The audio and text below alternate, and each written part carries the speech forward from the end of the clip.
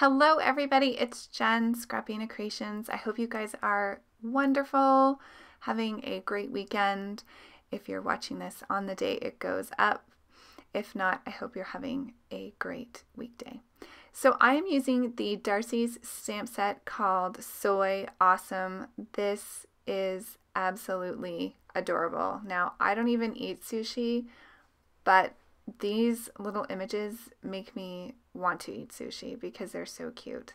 So I'm going to do a one layer card today with these images, and so I'm just getting them placed out here on my Tim Holtz stamping platform. This is the travel size. All products are linked below as always in case you want to check out anything that I'm using and get more details.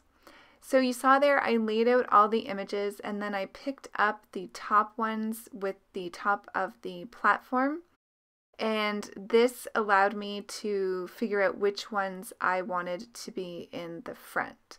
So I'm going to stamp those a couple times using my Versafine black Onyx ink. Then I'm going to add some masks onto these little cuties so that I can do the next layer with the two remaining images. So I'm going to use the soy bottle and then the other little piece of sushi here. I think it's a sushi roll, that's called. I'm not really up on my sushi terminology, but if you love sushi, let me know down below what your favorite kind is to eat. I have had California rolls, I think, before with the avocado, which were okay. It's just a texture thing for me. I kind of feel like that's probably true for anybody. You either like it or you don't. Anyways, you can see here I had a little bit of trouble with that one little sushi roll that I was just going on about.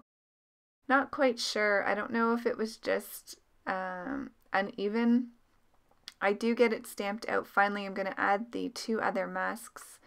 And then I'm going to do some ink blending with one of my new Distress Oxide colors. This is dried Marigold. I'm using a blending brush here. This is actually just a makeup brush that I got off of Amazon, and those will be linked below as well. They are similar to the Picket Fence Most Incredible, Most Amazing, I never remember the name, Most Life-Changing tools, I think, but at a fraction of the price. So I think it's always great to have options for crafting in terms of where your budget is.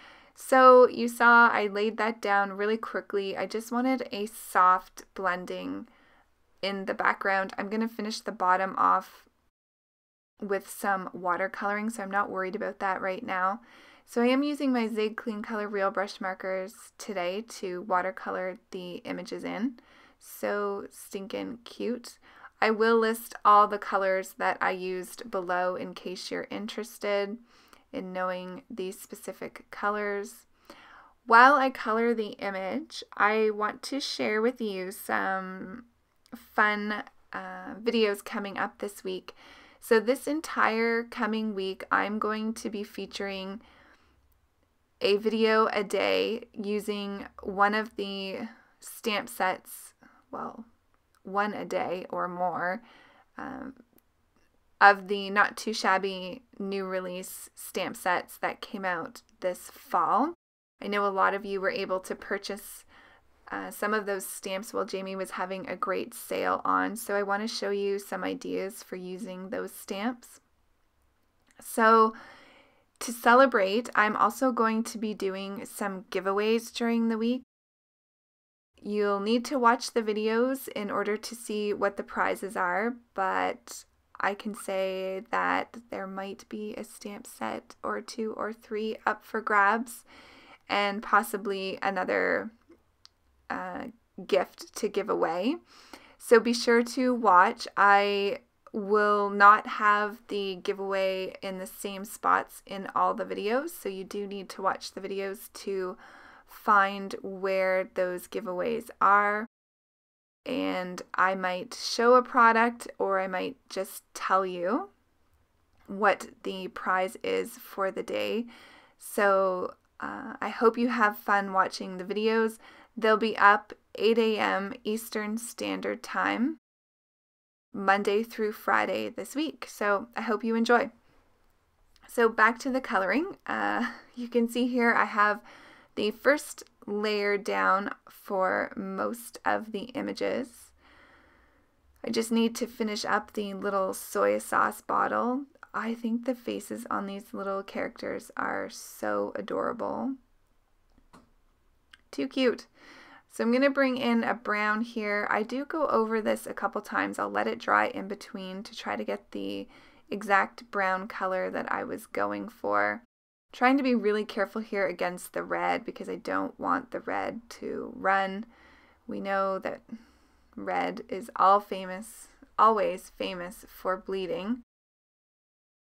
So I always try to be careful. So I'm going to put this coat down and then I'm going to let it dry. And then I'm going to go back and I'm going to do another layer on this green little sushi roll here. I hope this is called a sushi roll because I keep calling it a sushi roll. If it's not, I'm sure you're all yelling at me, telling me what the name of it is. But I really love how that second coat gives it that nice dark contrast. So I'm going to do this as well. I picked like a mustardy, browny, soft pinky, I don't know. I was kind of trying to go for like a raw fish look because I'm assuming that's what that is hanging down over top of that little sushi. And I'm going to do another layer of the red as well. I find the first layer of red, it almost goes pink. And then once you get the second layer on, it is nice and bright. So I'm actually bringing in a different color brown now for the second layer than I did for the first. I'm going to blend that in. And I think that gives it a soy sauce look. Maybe not as dark as real soy sauce, but you want to make sure to be able to see that adorable little face. So I didn't want to do it too dark.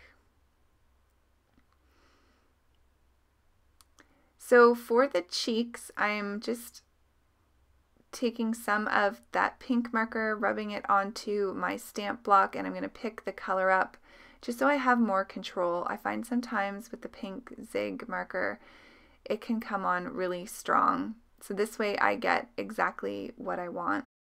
Now I'm going to work on the bottom. So I kind of thought about these little characters just sort of either sitting on a table hanging out or even maybe like a little serving wood butcher's block or serving platter. So I'm going to color this brown. The first color I used was way too light and then I came in with a darker brown. Just blending that out. It's going to be a really, really soft look, but I did want it even darker. So I'm going to bring in the darkest brown marker that I used for the first layer of the soy sauce. And then I'm going to cut that panel out with a stitched rectangle die. I did stamp and color the image on Bristol smooth cardstock. I'm going to use this heart pattern paper from Sunny Studio. This is the Rainbow Bright 6x6 paper pad. In the beginning, I wanted to use that little scallop as where I wanted to die cut and have my sentiment, but it was too big. So instead, I'm using this circle. I didn't have any more of the red heart pattern paper, so I simply cut it out of the center of the piece that I'm going to be putting onto my card base. No one will ever know that I cut the hole out, so it's a great way to get more out of your paper. So I'm going to adhere this onto my card base. This is a standard card, so 4 1/4 by 5 1/2. So I get that adhered on. I love the little red heart paper. I think it's perfect because the sentiment says you had me at sushi. And so thinking about people who love sushi, I thought the hearts would be cute. You could also use this as a Valentine's Day card for sure.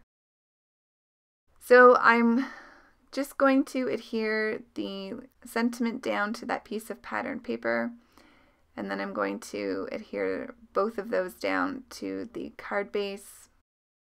I did use double-sided adhesive for the card panel because it did warp a little bit with the watercoloring. And of course, never fails, I got my fingers in the Versafine ink.